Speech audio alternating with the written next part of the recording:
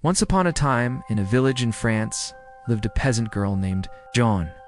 She was just 13 when she first heard the voices, not from people, but from saints. St. Michael, St. Catherine, and St. Margaret. But Joan was not your average girl. First, Joan had to cross a river, and when she reached the other side, she heard a terrible sound. It was the English burning homes and killing people. But Joan wasn't scared. She marched right through the battlefield, helping wounded soldiers and comforting the dying. And finally, she reached the royal court. She grew up hearing the voices of saints and angels. So when they told her to go to the king and tell him it's time to take a stand, she didn't hesitate. You see, Joan didn't just hear voices telling her what to do.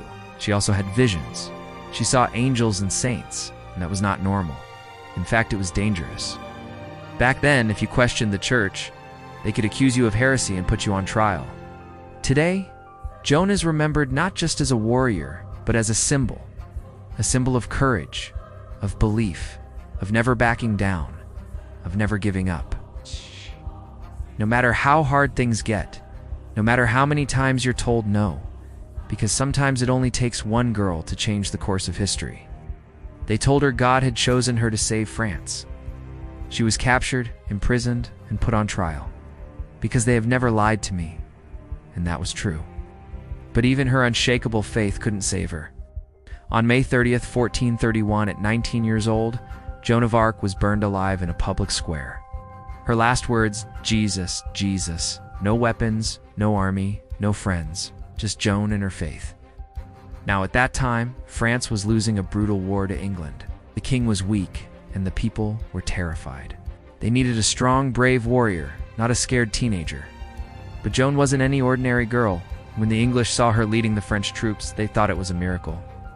Joan led her army to break the siege, turn the tide of the war, and help crown Charles VII as king. When she walked into the royal court, she announced, "I am here to save France." And those words shocked the king into action. He gave her command of his troops, and Joan led them out to meet the English. But getting to the king was not easy. Only one problem. Joan was just 17 years old, and all the important people there were grown men. He knighted her and said, "You have delivered us from the English. We are in your debt." But then something strange happened. A few months later, he took back his promise. She wore a suit of armor and rode a white horse. Her soldiers called her the White Warrior. They were used to getting all the glory for fighting the English. But now this peasant girl was taking all the attention. So they went to the king and complained, calling Joan a witch, a liar, and a heretic. That means they accused her of being a witch, a liar, and a heretic. At first, the king was very grateful to Joan.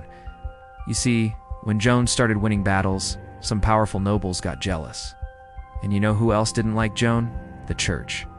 So while Joan had thousands of soldiers and all the power in the kingdom behind her, she had no friends. All her allies abandoned her. When they asked Joan why she trusted the voices in her head, she replied years later, the church that condemned her made her a saint. That's all for today. See you next time.